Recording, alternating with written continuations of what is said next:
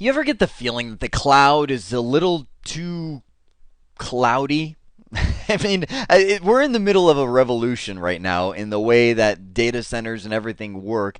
Moving from the traditional approach, which I come from, where I'm like, that's my server. I can touch it. Oh, look, there's my firewall, and I see the cable running from my firewall to the switch to the server. And when you move that into AWS, it's kind of like, well, it's there. There's a server somewhere with a firewall there too. It's cloudy. Well, elastic IP addresses help add a little tangibility to that, to where I know and I can say that instance has this IP address, and I know that that's never going to change. It's assigned because maybe I have IP phones that register that IP address, or VPNs that point, whatever. Fill in your situation. That's elastic IPs. We're going to talk about that. Then we'll talk about, I would say, one of the most amazing pieces of AWS, which is elastic load balancers. And I say it's amazing not just because I think everything's amazing with AWS. I say it's amazing because traditionally load balancers are a big deal. I mean, you're going to Foundry networks, buying big old appliances. I mean, that's a big deal. There's training, there's weeks, and just the way Amazon has rolled this off and the power that you have by using ELB is going to blow you away. So I'd like to just dive right in. I'm taking you over here to the EC2 management console. And these are just some instances we spun up to play around with. And every time you spin up an instance, you're going to get this, which is the DNS name to be able to access that, which is handy because you can not only access it, but look at it and say, okay, well, that's what my IP address is right now, 204.236.181.209. If I scroll down, it lists it right here as well. But will it stay that way? Maybe. If I keep the instance running, if I shut it down, it's probably going to change to something else. And if I'm relying on knowing what that is, I need to know what that public IP is for whatever the use is, then I want it to stay the same. Like I look right here, as a network guy, I'm looking at this, I'm like, oh, that's meaty. I like that. I look at that IP address, I'm like, that feels good to me. I want the same thing for the public IP. So shoot over here to the left-hand side, elastic IPs. Now, the elastic IPs are so, the reason I didn't need a side is so simple. You just say, okay, I want to allocate a new address. Saying, are you using EC2 or the Virtual Private Cloud, VPC? I'll say, well, I'm in EC2 land right now. Give me one. And bam, I've got one right there.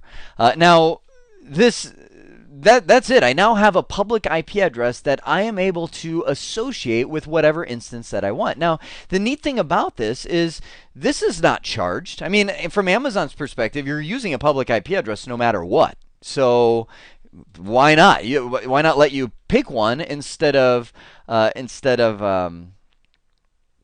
using their default one. Sorry, my brain just checked out for a second there, but I'm back. But why not let you choose what it is? Now, there is a charge associated if you camp out on these. Amazon will start charging you per hour where you are having a non-attached IP address. Now, it's not going to be an absorbent amount, but it'll come out to about $5 a month or so. So if I just, if I start stockpiling these things, I'm like, okay, I want a little stockpile here that I can use, so I know what IP addresses you can. You can do that, but just think $5 a month, $5 a month, $5 a month. That's what you're doing. Now, as soon as you associate it with something, like if I were to go here and say, okay, that's the IP address that I want associated with that Linux instance I was just looking at. As soon as I do that, now it's blended into the solution. It's blended into the, hey, you're paying for that instance, so the elastic IP address is just included. Now, there's some extremely nominal charge if you just keep doing this. If I go in here and just say, okay, I want to associate this, I want it going over here, yes, associate. Let me deassociate. I mean, it's something like, and I don't know, and then these numbers change all the time, so please don't quote me, but it's like if you disassociate and reassociate these things like 100 times or something like 100 times a month, you're going to end up paying like 10 cents. So it's not like, wow, it's just FYI. So these are now associated. So now I know any single time I access that IP address, I'm always going to go there, and it's always going to be that way as long as that instance is running. That's the beauty of elastic IP addresses, is I have control and I can assign them, only charged if I disassociate and don't use them. So elastic IP is pretty straightforward. Let me get into where the true power lies, and that is in the elastic load balancer. Now I want to show you traditionally what this is if you're building a traditional data center, and then we'll talk about how Amazon does this. Normally you've got, we'll say, the internet out here. So here's the internet, and you've got everybody coming into your firewall. And you'll go out and buy, and I'll draw it here logically. You'll go out and buy a load balancer. Now, I will say Foundry has made a name for themselves. They make really good load balancers. I've seen those a lot in the industry. So you go out and buy a pair. Usually you want some redundancy. So a little pair of redundant Foundry load balancer. And then that comes into a switch. And you've got your different servers, aka instances in the AWS world. And what you'll do is you'll say, okay, here's my public IP address. Let's just say that's 180.1.1.1. That's coming in here. That's what people go to www.cbtnuggets.com. It translates to that, and then that ends up at my firewall. And so the firewall now takes that and translates that to the private IP address of the Foundry. We'll just say it's 10.1.1.1. Then the Foundry, when it sees the request, starts load balancing. It says, okay, the first request goes to you, then it's going to you, then it's going to you. Good. And then flip around, going to you. So you're stretching the load between multiple servers. And as a bonus, you probably have some kind of keep alive set up to where this guy's sending a ping or whatever every 30 seconds or 5 seconds or whatever your interval is to make sure these guys are all healthy and they check out. And if one goes down, he's removed from the load balance group, and the other two pick up the slack. So that's the traditional approach for load balancing. Let's look at how AWS does it. All I need to do is come in here and click on load balancers. And nothing's here so far, so I'll click on create. It's inside of EC2. Name, I'll say this is IIS web traffic. Maybe it's coming to my group of IIS servers we created before. So now Amazon, thinking ahead, is like, okay, I bet you 90% of the world is just going to want web load balancing. So we're going to put that in here. That's what this load balancer is going to do by default. And you can remove that if you want, but we're figuring that's probably what you want. Now just let's talk about what this means. What this means is when the load balancer gets a request on port 80, it's going to send it into your instances on port 80. Do I have to do it that way?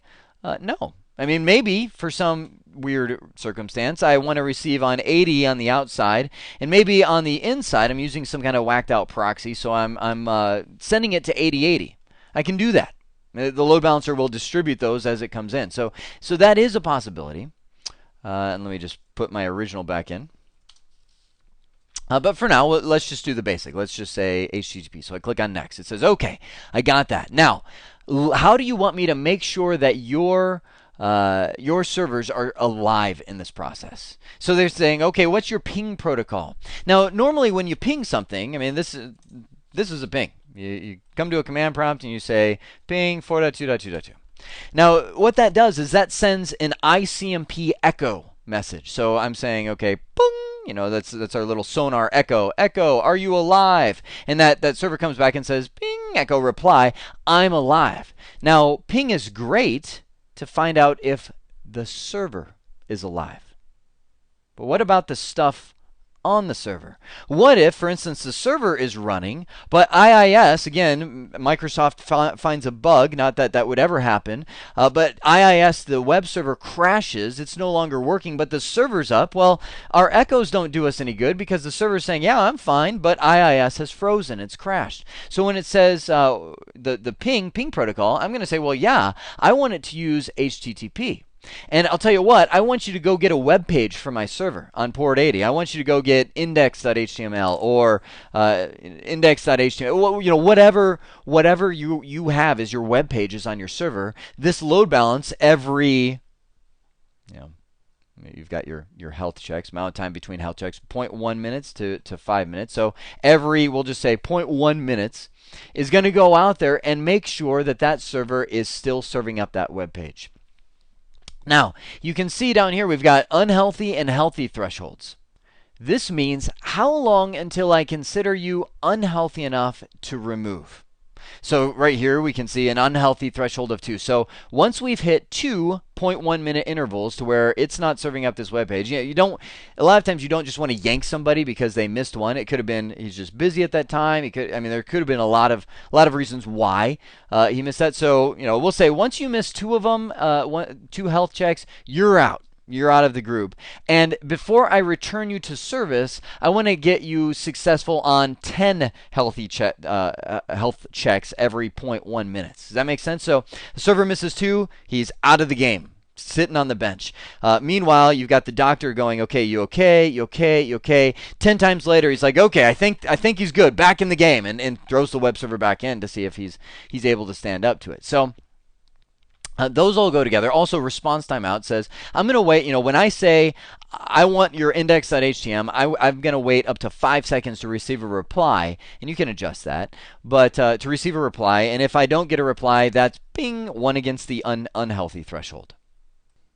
Now, one of the most common questions that I get when going through this page is, well, can I go lower? Like, I'm looking at these ranges saying, okay, time between health checks, 0.1 minutes. Can I get if you're thinking a lot of people, they're like, I want like a 100 millisecond timer to where it's just going, hello, doing these little ping options, request as fast as it possibly can to make sure that server is responding. Well, think of it from, number one, a server perspective, but also Amazon's perspective. They've got these load balancers that are scaling for hundreds, if not more, thousands of potential clients. If all these clients are saying, okay, I want a 100 millisecond timer, the load balancer would explode. It just doesn't scale that. And same thing with your instances. Your instances are constantly like, here's a page, here's a page, here's a page, here's a page. It's trying to generate pages way too fast. So Amazon puts it into a good normal range of what people would use. And if your web system, if you're trying to use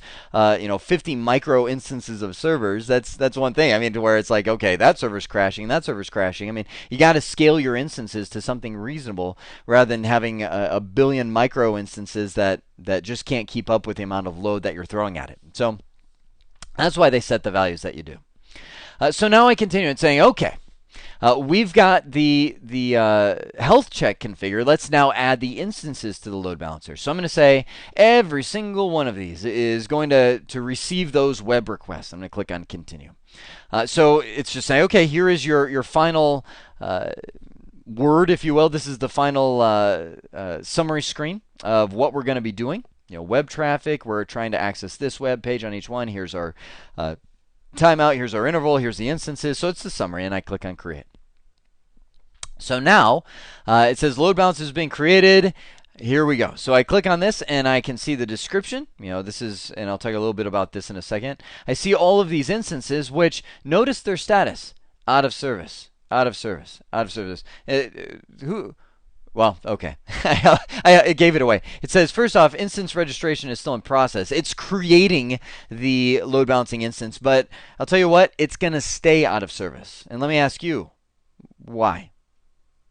Well, because none of these instances are configured as web servers that have the page index.html. So it's going to start trying to access these guys, and it's going to say, oh, well, sorry, they're down. They're no longer in service. This system as a whole is down as well. So you can see that I can come in here later on and I can remove certain instances. I can click the plus minus and add other instances. So it's not like security groups where once something is in a security group, it's doomed and to be there forever. Description. Here's the big thing. When you create a load balancer, and first off, it's not free. Let me mention that. I brought up the webpage for ELB pricing. It's definitely nominal, but something to consider. So, for instance, if I'm in Virginia, it's costing me essentially 2.5 cents an hour that I'm running this ELB, and there's a 0.8 cents. That's not 8 cents. That's 0.8 cents per gigabyte of data processed by the load balancer. So again, it's, as all pricing in AWS is, it's very reasonable if you really think about it. You're like, okay, I can see there's going to be some charge for using this, but compared to going out and dropping $10,000+ on some Foundry load balancer, it's reasonable to do something like that. So it is per zone. So as I click between the zones, you can see that I gain price or lose price depending on what zone I am putting those in. But when I create this is where I was going, it automatically creates DNS records for this. And that's because Amazon is the one managing the public IP addresses going to this load balancer. It could change behind the scenes, and Amazon will update that A record for you. So, what your strategy is, and actually they give you the strategy right below. Never create an A record to a specific, don't ping this guy and find out what its IP address is, and then create an A record to that because it'll change. Instead, create a CNAME record. And this is if you ever, you can use Amazon Route 53 as a DNS provider, or I think for some reason the name OpenDNS comes to my mind, but I know that's not it. There's all kinds of DNS providers on the internet. Your wherever you register your domain name likely will be able to create DNS records for you. So you create a CNAME that says, okay, my CNAME is.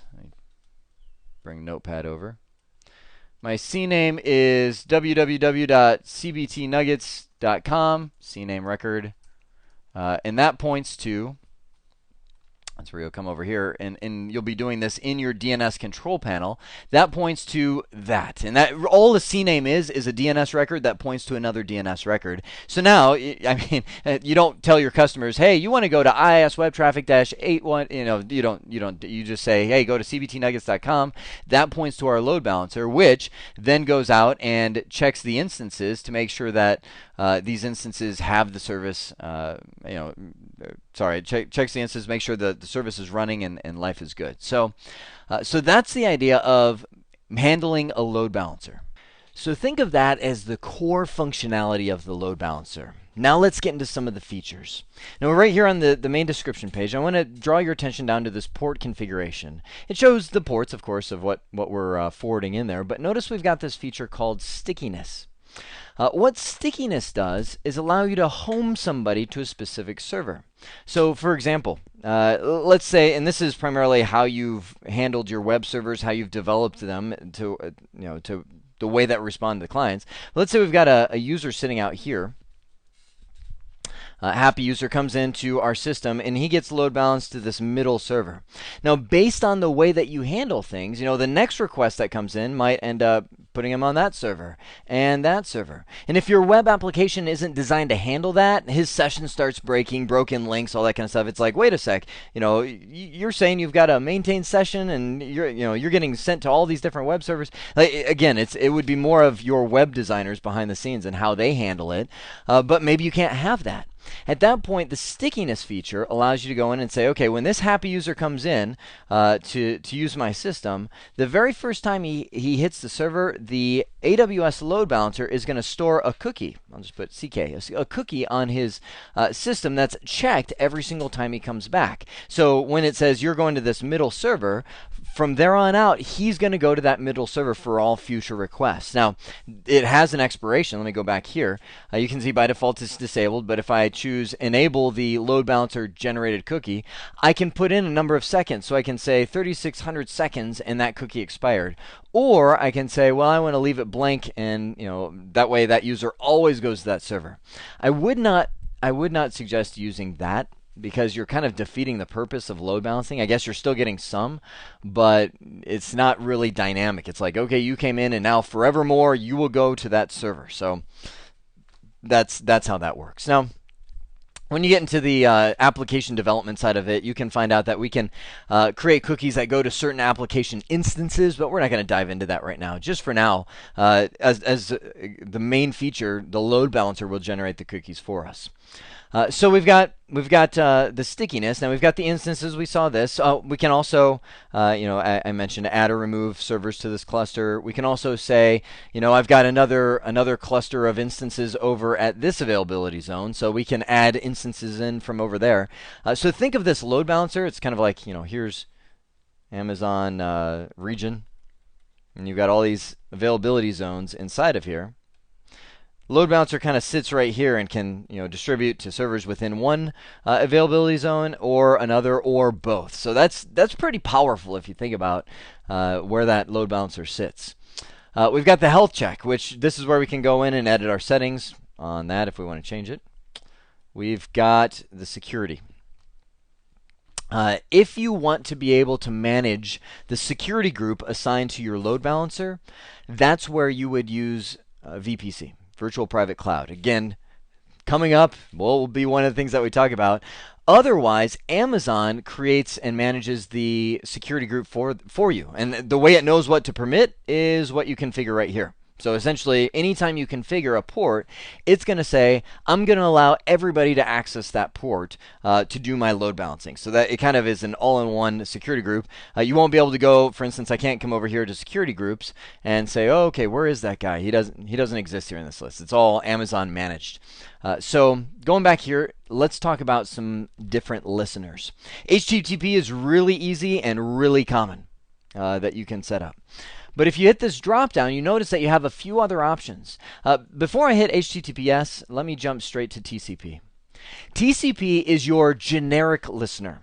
This means any TCP-based application can be defined here. So I can say, I have a cluster of World of Warcraft servers that they all run on port 7776 or I don't know, whatever port it is, and I'm gonna send that through as 7776, and then start this is for the same instances. So when I hit save, it's now going to take all of those ports. It's modified the security group, and all those ports are going to load balance between these three servers.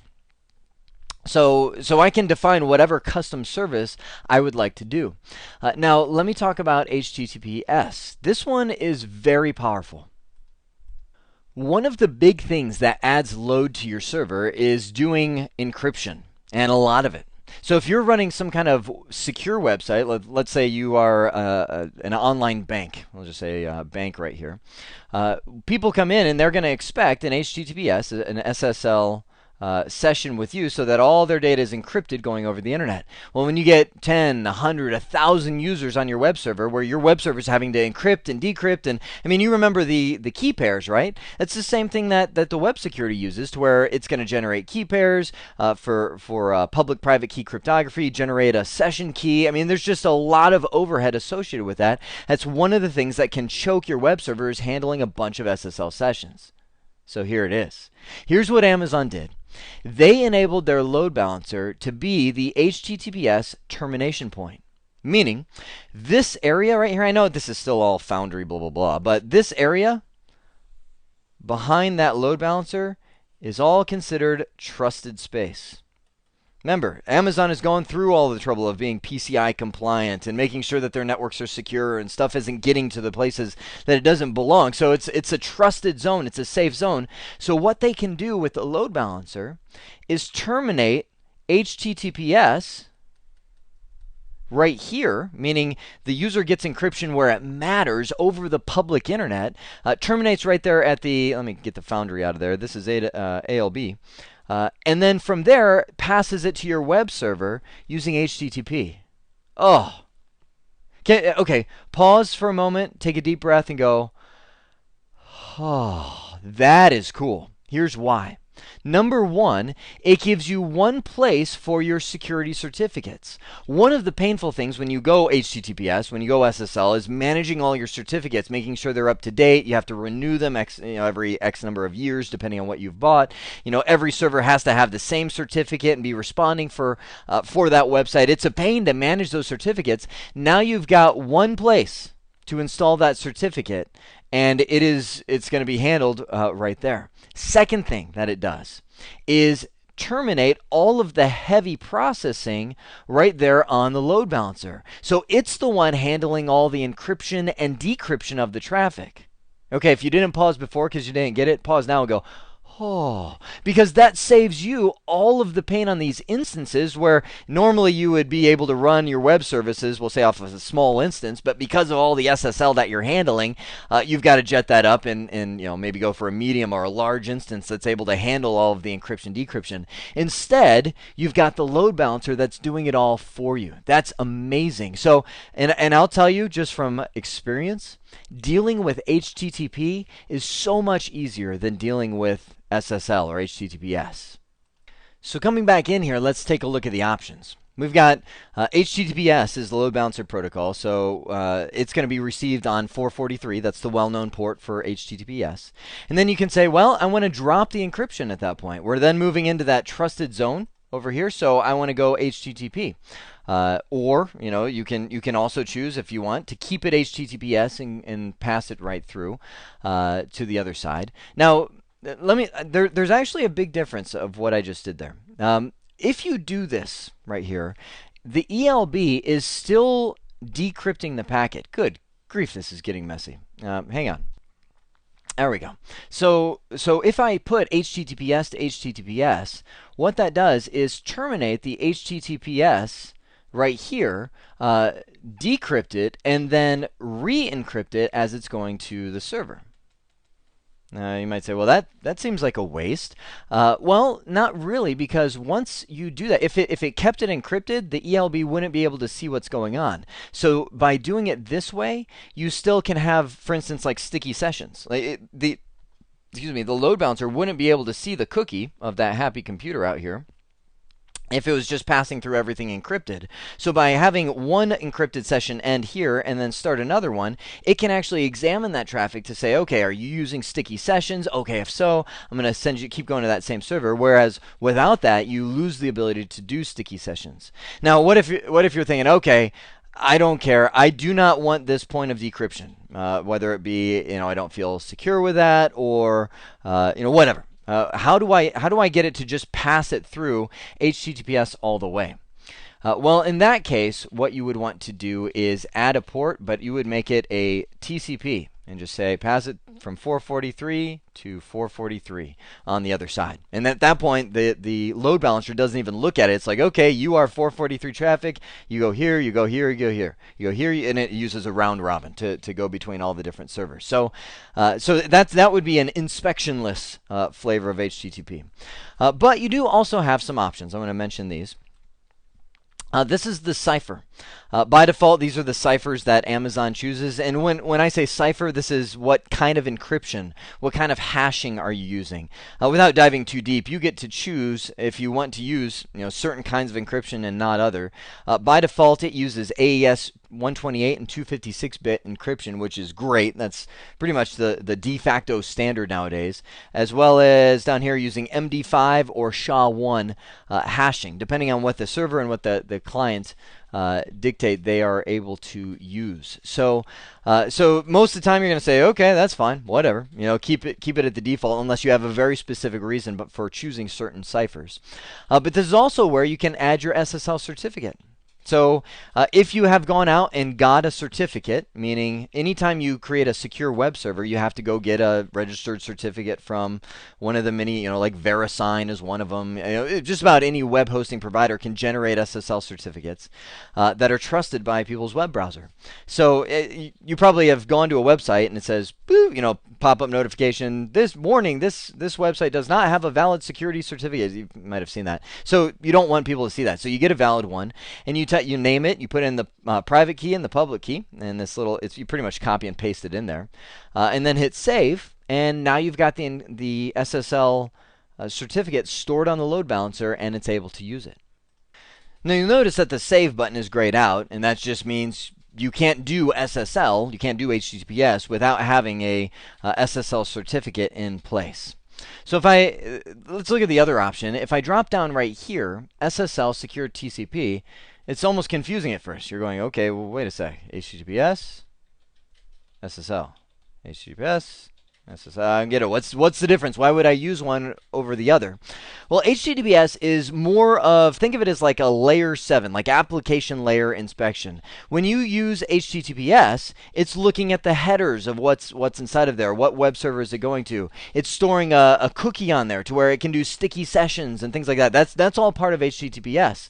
When it's straight up SSL, which you could use for HTTPS, it would be fine, but you lose that functionality. It's more generic. It's more of like, okay, I'm receiving it, I'm decrypting it, and then sending it off on port 80, but I'm not looking at it at all.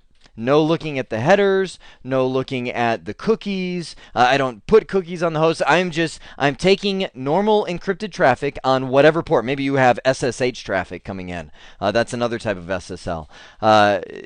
It'll look at whatever port it is, decrypt it, and then send it off on whatever port you have. So, I mean, that's where it's up to you. If you have some kind of custom application, maybe it comes in on port 8000, and you want that thing encrypted over the internet, but you want to be able to pass it through on port 80 on the other side, decrypted. Perfect, but not do anything with it. You're not looking at it, not inspecting it, not putting cookies on the host. That's where the SSL piece comes in. So there is Elastic Load Balancing in all its glory. It makes me feel like the title of this nugget should have been Elastic Load Balancer and Elastic IP, with like 2-point font size for this guy, just because they're so simple. You turn them on and then you assign them to a instance and you're done from there. Elastic Load Balancing, tons of functionality, but so super valuable. And I want to make sure that I bring this back to, again, the new cloud model that we're looking at. In the new world, your instances, well, I'll say Amazon's design and original model for them are that they are disposable. To where you've got instance A, instance B, instance C. And this is exactly how Amazon has designed their business, to where they can spin up a new web server in a matter of minutes and bam, now have another workhorse handling requests. It's around Christmas time. We need to add 50 more servers to this availability zone because we're getting a ton of requests. And the load balancer can take those and fit those right into the scheme of things, to where it automatically adds those instances as they come up to the load balancing scheme. And then as they go down, the ELB says, okay, well, you are now out of it. You're shut down. You're removed from this. So you can bring those up and then shut them down, and the load balancer handles it all. That's the model that we're looking at. But with that load balancer, that's what gives you the possibility to utilize all your instances as one. I hope this has been informative for you, and I'd like to thank you for viewing.